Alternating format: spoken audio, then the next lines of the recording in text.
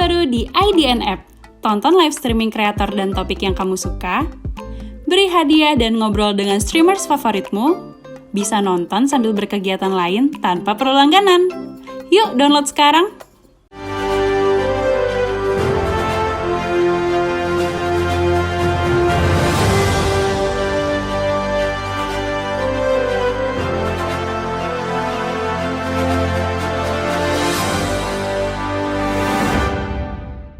Halo Sobat Milenial, kalian sedang menyaksikan program Top News by IDN Times bersama saya Larasati Putri. Selama 30 menit ke depan, kami akan menyajikan rangkuman Top News sepanjang hari ini, Rabu 28 September 2022. Kita awali informasi hari ini dari Jakarta. Pengusutan kasus pembunuhan Brigadir J dengan tersangka Ferdi Sambo memasuki babak baru. Bahkan tim pengacara Ferdi Sambo mengabarkan bahwa mereka mendapat kekuatan baru saat kasusnya bergulir di persidangan. Pengacara utama Ferdi Sambo dan Putri Chandrawati, Arman Hanis, menyebut jika mereka akan dibantu oleh ex-jubir KPK, Febri Diansyah dan Rasa Mala Aritonang. Berikut kita simak informasi selengkapnya. Berkas kasus pembunuhan Brigadir J dengan tersangka Ferdi Sambo yang telah dilimpahkan ke Kejagung diperkirakan akan dinyatakan lengkap dan memasuki persidangan. Pengacara utama Ferdi Sambo dan Putri Chandrawati, Arman Hanis, mengabarkan ex-jubir KPK Febri Diansyah dan Rasa Mala Aritonang akan menjadi kekuatan baru saat kasus ini bergulir di persidangan. Arman mengkonfirmasi masuknya Febri dan Rasa Mala kepada IDN Times dengan membagikan undangan jumpa pers yang digelar pada sore hari ini. Saat dikonfirmasi, Febri membenarkan bahwa ia diminta untuk bergabung menjadi kuasa hukum Putri sejak beberapa pekan lalu. Febri mengaku sudah mempelajari kasus dan bertemu langsung dengan Putri. Ia pun menyebut akan bersikap objektif saat mendampingi Putri di pengadilan.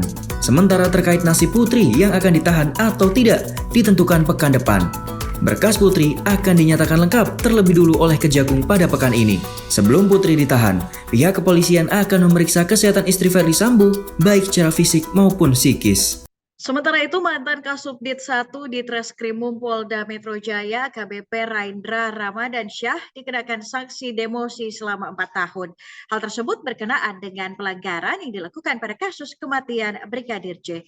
Berikut kita simak pernyataan lengkap Karopenmas Humas Polri, Brigjen Ahmad Ramadan, terkait putusan sidang etik terhadap AKBP Raindra Ramadansyah. Hasil sidang Komisi Kode Etik Polri atas nama pelanggar AKBP RRS, pertama adalah sanksi etika. Perilaku pelanggar dinyatakan sebagai perbuatan tercela. Kewajiban pelanggar untuk meminta maaf secara lisan di hadapan sidang KKEP dan atau secara tertulis kepada pimpinan Polri dan pihak yang dirugikan. Dan kewajiban pelanggar untuk mengikuti pembinaan mental kepribadian, kejiwaan, keagamaan, dan pengetahuan profesi selama 1 bulan.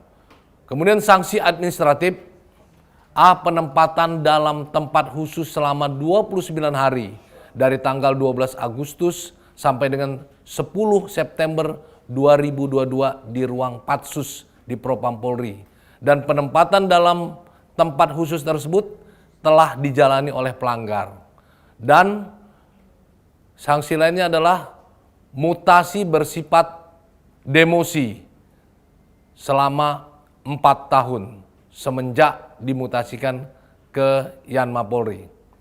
Atas putusan tersebut pelanggar menyatakan tidak banding. Kemudian yang berikut terkait dengan sidang KKEP Kombes Pol MBP yang agenda sidangnya direncanakan hari ini Rabu 28 September 2022 pukul 10 di ruang sidang di Propam Polri, Gedung TNCC, lantai 1 Mabes Polri. Wujud perbuatannya adalah ketidakprofesionalan dalam melaksanakan tugas dan pasal yang disangkakan pasal 5 ayat 1 huruf C dan atau pasal 6 ayat 2 huruf B Perpol nomor 7 tahun 2022 tentang Kode Etik Profesi dan Komisi Kode Etik Polri. Kita beralih ke informasi selanjutnya. Seorang mahasiswa bernama Raffi Dimas yang menghilang di Bukit Kerapiak, Mojokerto pada Minggu 11 September lalu ditemukan dalam keadaan meninggal dunia. Raffi Dimas Badar ditemukan pada Selasa 27 September kemarin pukul 10:45 waktu Indonesia Barat. Raffi ditemukan dalam keadaan meninggal dunia di dasar air terjun kering di Sungai Kretek. Humas Relawan SAR Surabaya Saiful Hasan mengatakan lokasi penemuan berjarak 1,96 km dengan azimut 168 derajat dari musola makam Kerapiak di mana Raffi terlihat terakhir kali oleh teman campingnya. Usai dievakuasi oleh tim SAR, Raffi akan dibawa ke rumah sakit terdekat. Seperti diberitakan, sebelum menghilang, Raffi camping di Bukit Kerapiak, Desa Padusan, Kecamatan Pacet. Ia camping bersama 10 rekannya yang juga merupakan mahasiswa Universitas Wijaya Putra, Surabaya. Kita beralih ke berita selanjutnya. Sidang lanjutan kasus pelanggaran HAM berat Paniai Papua tahun 2014 digelar di Pengadilan Negeri Makassar pada Rabu pagi tadi. Dalam sidang tersebut, 2 polisi dihadirkan sebagai saksi, diantaranya Andi Riko Amir dan Abner. Keduanya hadir untuk bersaksi terhadap terdakwa Mayor Purnawirawan Infanteri Ishak 1. Sidang yang dipimpin Hakim Ketua Sutisna Sawati dimulai dengan pemeriksaan Riko pada pukul 11:15 waktu Indonesia Tengah. Riko ditanya oleh 5 hakim serta jaksa penuntut umum secara bergiliran. Salah satu pertanyaan terkait saksi dengan peristiwa penembakan warga sipil di Paniai pada Senin 8 Desember 2014. Kepada hakim, Riko menyampaikan sejumlah fakta bahwa saat kejadian penembakan terdakwa berada di lokasi. Ia juga mengungkapkan bahwa terdakwa sempat menghubungi atasannya saat kejadian tersebut. Kita beralih dari kabar BLT BBM yang dipastikan oleh Presiden Joko Widodo sudah hampir mencapai target yakni 95,9%. Hal ini disampaikan dalam kunjungannya di Pulau Buton pada Selasa kemarin. Joko Widodo memastikan penyaluran BLT BBM sudah mencapai target yakni hingga hari ini sudah mencapai 19,7 juta penerima manfaat atau 95,9%. Hal ini pun disampaikan langsung oleh Jokowi saat berkunjung ke Pulau Buton, Kota Bau-Bau pada Selasa kemarin. Sementara itu, Sekretaris Direktorat Jenderal Pemberdayaan Sosial Beni Sujanto yang hadir mewakili Menteri Sosial Tri Risma hari ini menyampaikan penyaluran di 3 titik Pulau Buton dihadiri 300 keluarga penerima manfaat yang dilakukan secara simbolis. Sementara itu, Kementerian Sosial bekerja sama dengan PT Pos Indonesia menyalurkan BLT BBM tahap 1 pada bulan September ini dan akan dilanjutkan pada tahap kedua yang akan disalurkan pada Desember mendatang.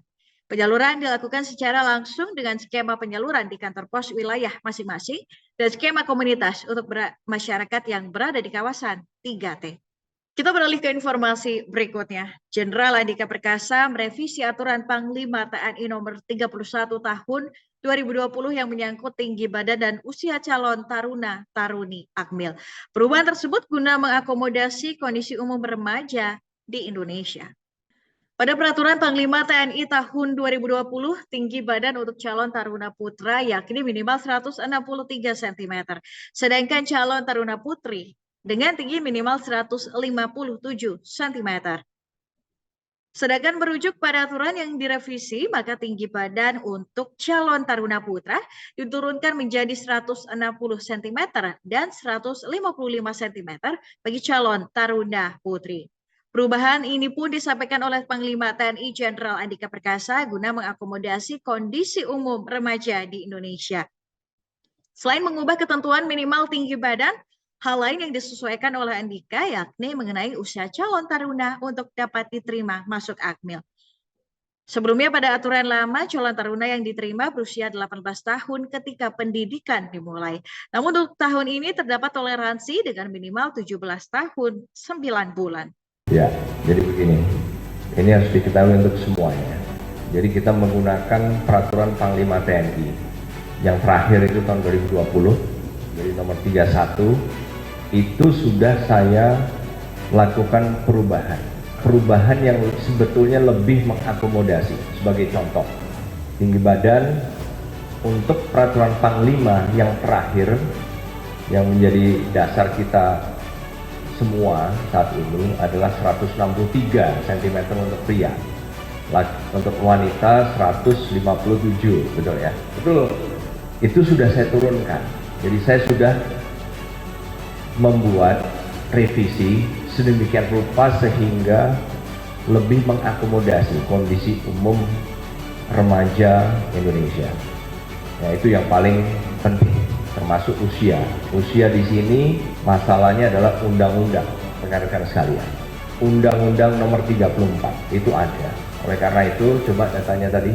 Nah ini jadi 16 dari Catra Akmil dan 1 Catra AL ini drop semua. Sobat Milenial, jangan kemana-mana, Top News akan kembali dengan informasi Badan Pengawas Pemilu yang meminta agar ASN menjaga netralitas pada pemilu serentak 2024.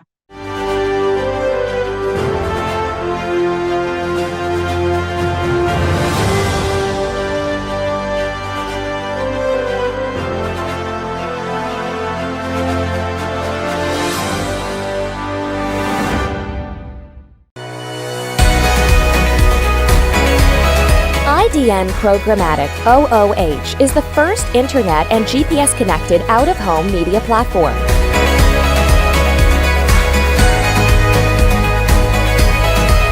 Creating public-private partnership with the city we operate in, we utilize taxis and ride-sharing vehicles for distribution and scale. Our proprietary technology provides granular audience targeting from hyperlocal location, time, weather, to dynamic content.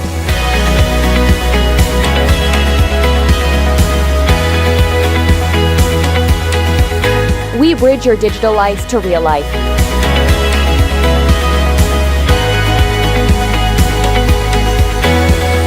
Our innovation revolves around engagement and impact with emphasis on action. IDN Programmatic OOH. Smart screens for smarter cities.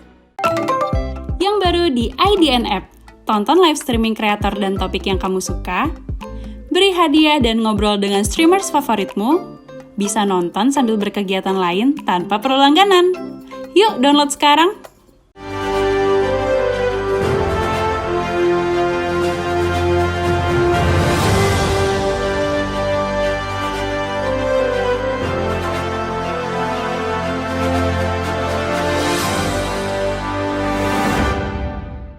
Terima kasih masih bersama Top News, Sobat Milenial.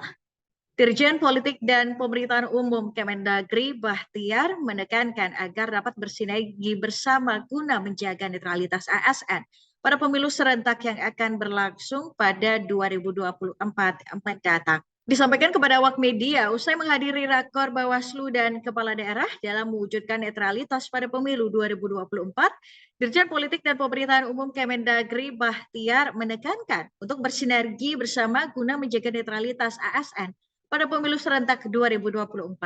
Dalam mensukseskan upaya tersebut, Kemendagri turut mendukung Bawaslu untuk memastikan kepala daerah agar mematuhi setiap aturan yang berlaku.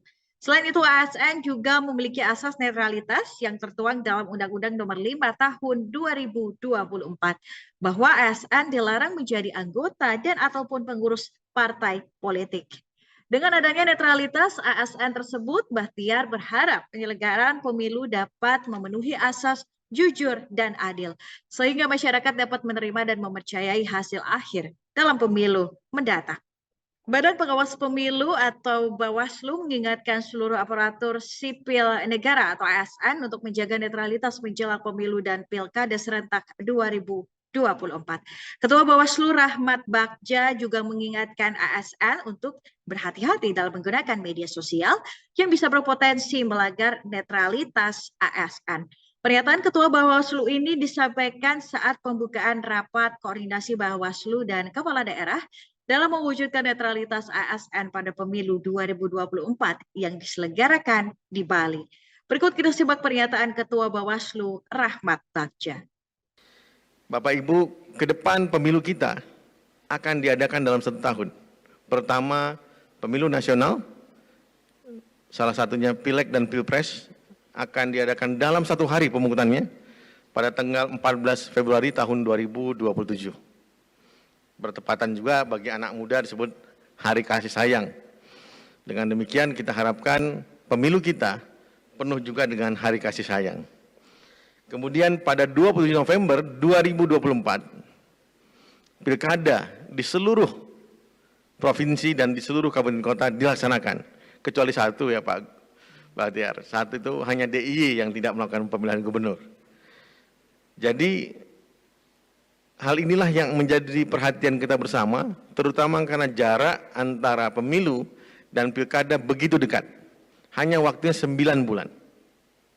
Pada waktu 9 bulan tersebut juga, berarti 9 bulan sebelum pemungutan suara pilkada, maka tahapan pilkada sudah dimulai.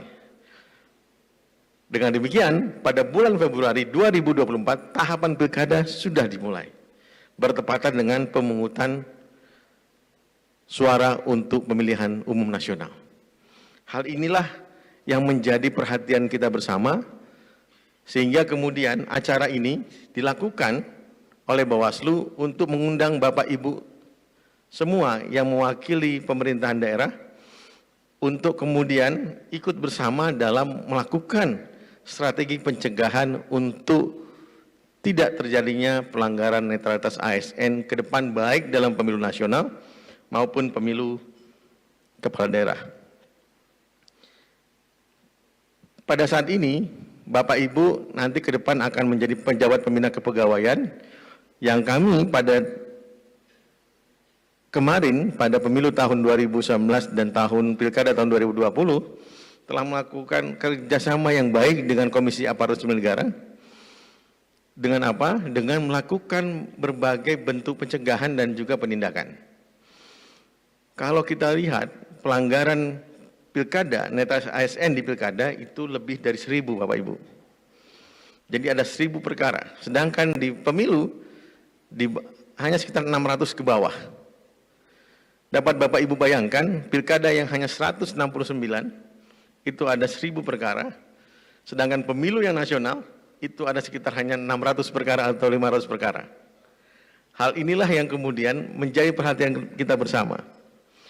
Dapat kita bayangkan pemilu nasional selesai nanti bulan Oktober, 20 Oktober 2024 dengan pengucapan sumpah dan janji Presiden terpilih. Tahun depannya, bulan depannya, tanggal 27 November, pilkada seluruh Indonesia dilaksanakan. Tidak ada gelombang lagi, tidak ada gelombang 1, 2, 3, dan 4.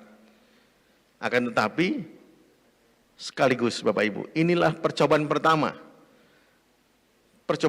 kita sebagai bangsa untuk melakukan pilkada dilaksanakan dalam 1 hari pemungutan suaranya. Kalau kita membandingkan dengan Amerika, dengan negara-negara demokrasi yang lain, Amerika mengenal namanya 2 minggu sebelum pemungutan suara yang bersangkutan bisa melakukan pemilihan lebih dahulu. Harus pre-election, sehingga kemudian pada tanggal 20, 2 minggu setelahnya, yang sisanya yang seluruhan bisa dilakukan. Kita tidak mengenal itu, kita hanya mengenal 1 hari. 1 hari untuk semua penduduk warga negara Indonesia yang terdaftar dalam daftar pemilih tetap. Inilah hal yang perlu kita waspadai bersama. Dengan demikian kami perlu kerjasamanya dengan Bapak Ibu semua pengampu kepegawaian aparatur sipil negara. Tanpa bantuan Bapak Ibu dalam melaksanakan nanti sosialisasi, tentu akan jadi masalah bagi kami ke depan. Hal yang terpenting ke depan adalah bagaimana kita melakukan pencegahan terhadap pelanggaran netralitas ASN di sosial media. Bapak Ibu sekarang sudah akan berbeda. 2020 kenapa peningkatan pelanggarannya besar? Karena sosial media yang menjadi salah satu penyebabnya. Sudah saatnya Bapak Ibu sebagai pejabat pembina kepegawaian melakukan sosialisasi terhadap penggunaan sosial media bagi aparatur sipil negara. Sama halnya dengan penyelenggara pemilu, keberpihakan aparatur sipil negara dalam pemilihan umum, dalam pemilihan kepala daerah hanya terletak pada saat yang bersangkutan masuk ke dalam TPS dan mencoblos di bilik suara. Selebihnya tidak boleh menampakkan keberpihakannya. Kenapa? Karena yang bersangkutan adalah pejabat atau pegawai yang melakukan penyediaan dan fasilitas publik bagi masyarakat tanpa kemudian memandang yang bersangkutan masyarakat adalah anggota parpol tertentu atau melakukan pilihan politik tertentu. Sama halnya dengan penyelenggara pemilu. Prinsip dasarnya adalah non-diskriminatif dalam pelayanan publik. Penyelenggara pemilu baik KPU maupun Bawaslu itu mempunyai kewajiban tidak melakukan diskriminasi dalam hal pelayanan publik kepada semua peserta partai politik ataupun peserta pemilu. Sama halnya dengan aparatur sipil negara. Kepada siapapun tidak boleh melakukan diskriminasi.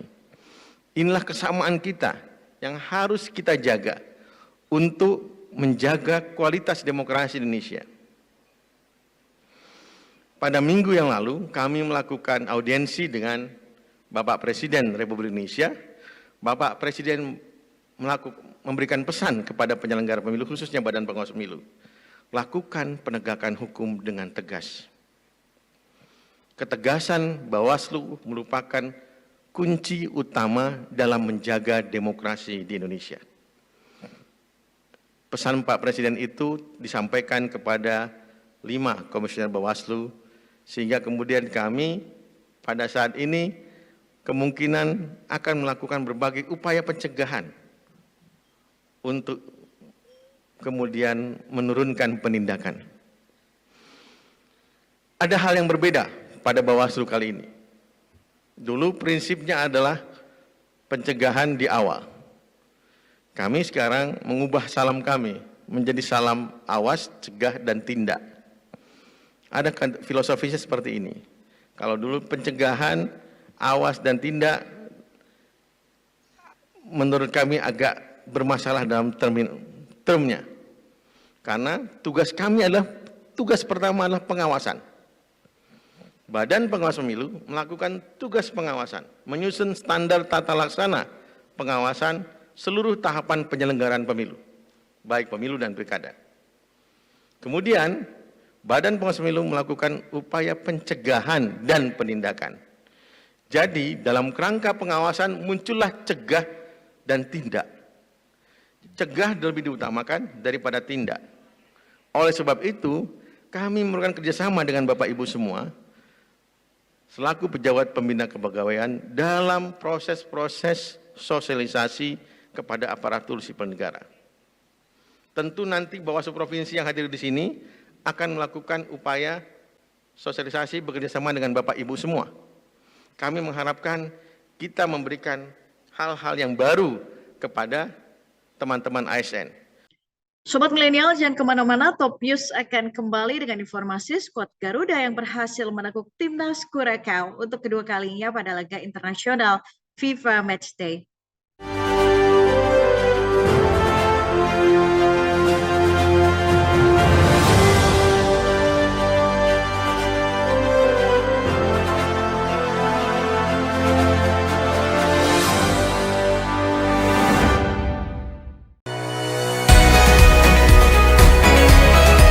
IDN Programmatic OOH is the first internet and GPS-connected out-of-home media platform.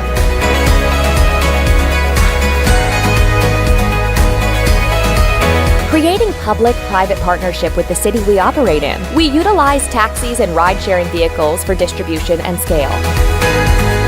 Our proprietary technology provides granular audience targeting from hyper-local location, time, weather, to dynamic content.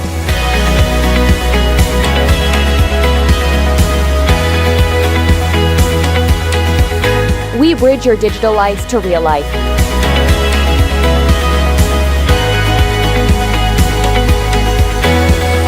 Our innovation revolves around engagement and impact with emphasis on action. IDN Programmatic OOH. Smart screens for smarter cities. Yang baru di IDN App, tonton live streaming kreator dan topik yang kamu suka, beri hadiah dan ngobrol dengan streamers favoritmu, bisa nonton sambil berkegiatan lain tanpa perlu langganan. Yuk download sekarang!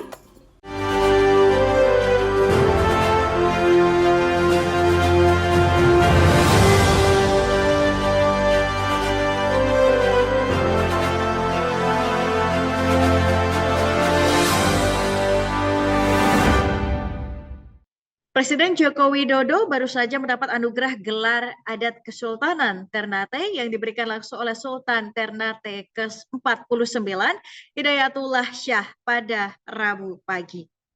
Dengan mengenakan pakaian kebesaran roke berwarna hitam saat tiba di Kedaton Sultan Ternate, Presiden disambut langsung oleh Sultan Ternate ke-49 Hidayatullah Shah. Diberikan langsung oleh Sultan Ternate, Jokowi dipasangkan mahkota adat Lastar Ngare dan dianugerahi gelar Dada Madopo Malomo.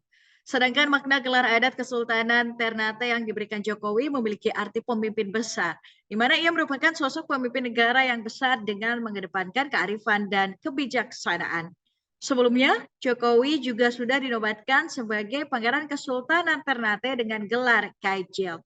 Hal ini pun diapresiasi langsung oleh Jokowi sebagai tanda keberagaman adat dan tradisi Indonesia merupakan kekuatan bangsa yang harus tetap dijaga. Kita beralih ke informasi berikutnya. Skuad Garuda berhasil melekuk timnas Kurakau dalam laga FIFA Matchday yang berlangsung di Stadion Pakansari pada Selasa malam.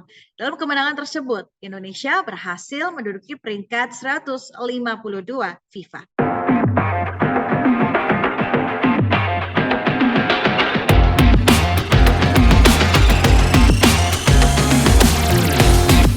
Bersua dengan timnas Kurasyao, skuad asuhan Sintayong kembali meraih kemenangan dalam laga uji coba internasional FIFA Matchday dengan skor 2-1. Sejak peluit panjang awal pertandingan dimulai, timnas Indonesia yang dipunggawahi Rahmat Irianto langsung bermain dominan pada babak pertama. Mendominasi jalannya pertandingan, timnas Indonesia nampak bermain sabar dengan membangun serangan dari belakang ke depan. Tak butuh waktu lama bagi timnas Indonesia untuk membobol gawang Kurasyao. Pada menit ketiga, bola muntahan hasil tendangan keras Witan Sulaiman dari luar kotak penalti berhasil dimanfaatkan dengan baik oleh Dimas Derajat. Skor 1-0 berhasil membuat gemuruh supporter yang hadir langsung di Stadion Pakansari. Hingga peluit panjang babak pertama berakhir, skor masih bertahan 1-0 bagi timnas Indonesia. Memasuki babak kedua, tim asuhan Remco Bisentini mampu menyampaikan kedudukan pada menit 47 melalui tendangan dari Jeremy Antonisa. Skor berubah menjadi 1-1. Ritme pertandingan kedua tim semakin memanas. Memasuki menit 75 hingga Juninho Bacuna diganjar kartu merah pada menit 80 usai melakukan pelanggaran keras kepada Marcelino Ferdinand. Dengan berkurangnya timnas Kurasyao menjadi 10 orang, hal ini mampu dimanfaatkan dengan baik oleh timnas Indonesia dengan mencatatkan gol pada menit 87 oleh Dendi Sulistiawan. Skor bertahan hingga peluit panjang berakhir menjadi 2-1. Indonesia pun kini menduduki peringkat 152 FIFA, di mana sebelumnya bertengger di 155. Selamat Garuda Indonesia!